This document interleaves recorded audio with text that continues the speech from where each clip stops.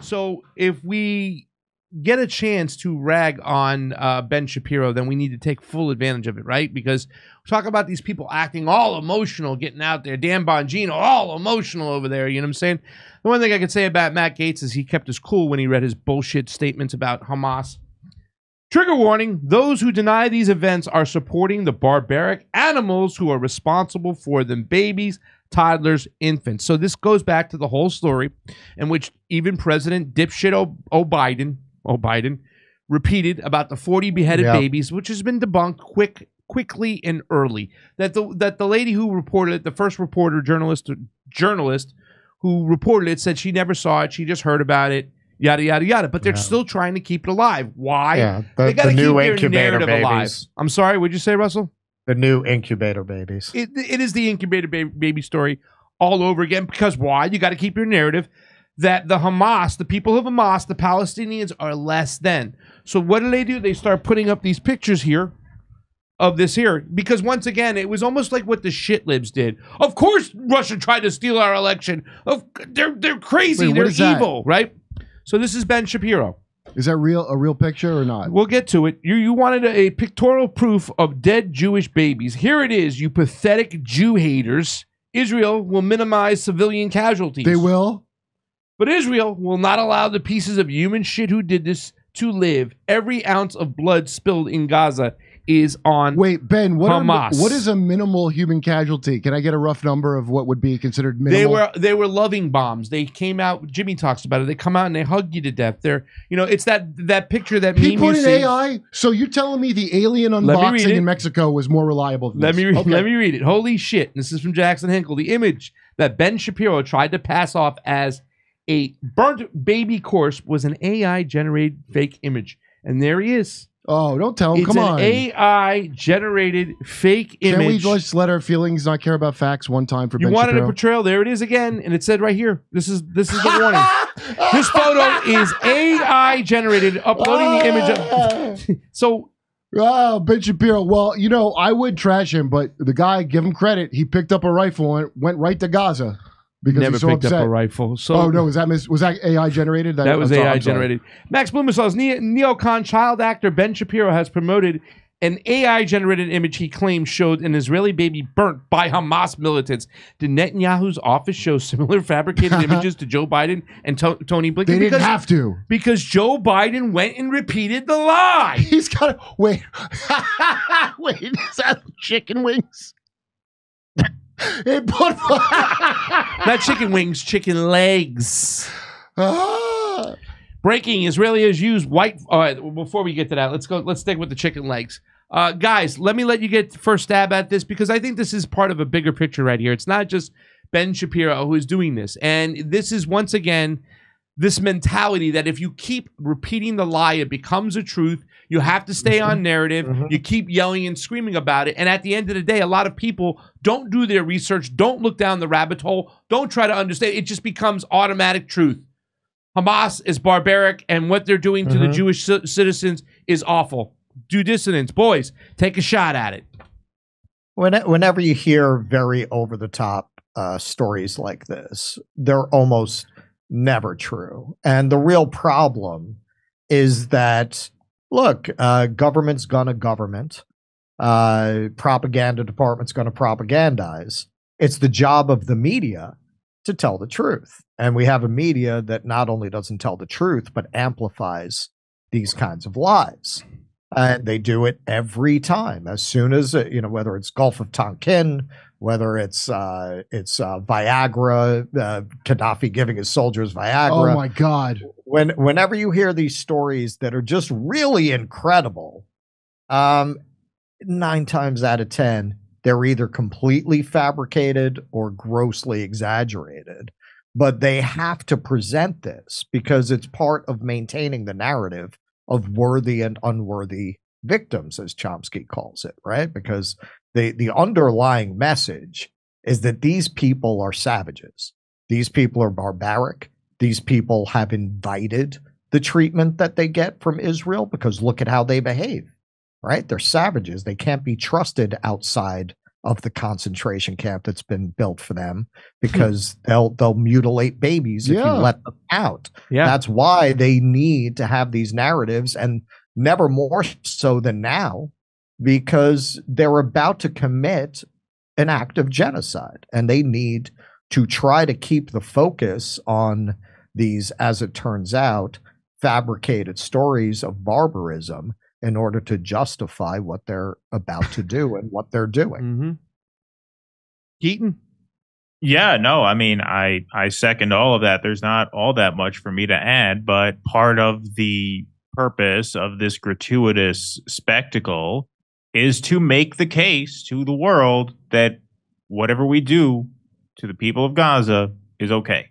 Yeah. Right. Like that's this. why they have to take it to this kind of extreme. Yep. Like this, right? Israel has used white phosphorus in military operations in Gaza and Lebanon, putting civilians at risk of serious and long-term injury. So if you were to tell somebody, hey, man, what they're doing right now with the white phosphorus is bad. Well, you know what? For smoke they cover. beheaded babies. They deserve it. Yeah. Just for smoke cover. We use it too. Just for cover, not for any.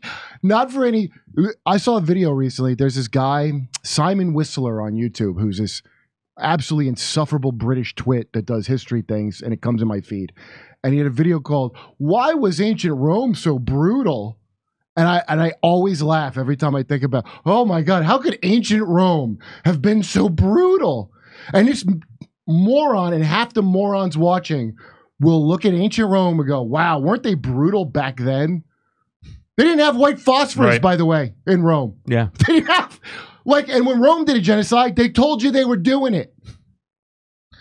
But the other thing I could add there is, you had some people, when they got caught faking the beheaded babies thing, they said, well, okay, so they didn't chop their heads off, but they did kill them. And that's so, okay, maybe we it's like, so isn't that bad enough? Well, yeah, it is bad enough. Why'd you lie this is then? not Yeah. this is not the pro dead baby caucus here, right? We're not saying that it wasn't bad to kill babies.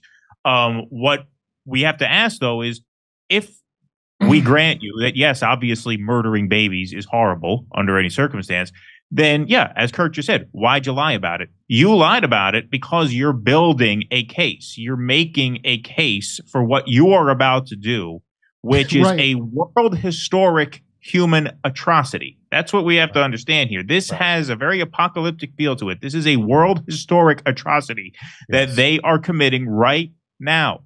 300,000 troops. We know about the airstrikes, the air raids, the white phosphorus. 300,000 reserves descending on a population of 2.2 million people. How big is Hamas? How many? What? 25,000, 30,000. Well, that will be the next thing, though. People. So 300,000 troops descending on an open air concentration camp with no electricity and no running water. Yeah. It's very obvious what they are preparing to do here, and the gratuitous spectacle is part of building that case. So when they say, well, aren't dead babies bad enough? Yeah, but you won't let it be bad enough because you need to take it to an extreme that justifies the extremity of your response, which is, as we've all said here, genocide. Yeah. Genocide. It's the only word for it. It's not apartheid at this point. Apartheid was always too mild a term, by the way, but now it's actual full-fledged genocide. I'm seeing Zionists trying to make the claim that giving them warning demonstrates once again that Israel has the world's most moral army. That's kind of their slogan. No, I'm not kidding. That's what they call it. Is that like how we dropped moral army in Nagasaki the day after the bomb? How we gave a fair warning after we blew them up with a nuke? Is it that? No other army does this. Only the Israelis. Yeah. It's the most moral army. No, they're the best. That's why that attack happened, because they're so good to them. Well, I can see this happening, right? You're talking about bringing up all these troops for a ground invasion. Going to try to outstrength the 25,000 Hamas troops, when there be people out there who will be pulling for Hezbollah to get involved because they think it will have a chance for the Palestinians to exist, just to barely exist, and that's going to be the next argument. Of course, you would want another terrorist group to get involved there, whatnot. You sick bastard. I'd rather be murdered in a phosphorus strike than live my whole life in a goddamn concentration camp. Right. Here's the funny part. The more merciful thing to do is to wipe all of them out than what they've been doing. That's they're doing the more merciful thing than their previous actions. The slow death. Yeah. My theory has been, and we will see if it turns out to be true, our hypothesis about why Putin went into Ukraine when he did was he saw the noose being tightened around Russia, and he said, well, the West is never going to be weaker than it is coming out of COVID right now. If I'm going to go, I got to go now. There's never going to be a better time to do this. It could have been out of the 14,000 dead, citizens, mostly children. Well, but obviously, I mean, Minx that's 1 and causes 2, belly. You still got to be politically smart. The question is, I why now? Yeah. The question is, why did he do it? Well, Minx when 1 and he 2 did fell it? apart. I hear you. Either way, I get you. That was the moment. If not now, when? If not us, who? I think in this case, there's a very good chance that the Arab countries do wind up getting drawn in on the basis that the United States is distracted at this moment. And I think as the scale of the atrocity becomes more and more clear, I think there's a good chance a lot of them say, fuck it. Combined with, excuse me, sorry about the language. It's okay. Combined with the fact that the United States is in a very weak position right now to counter such a move.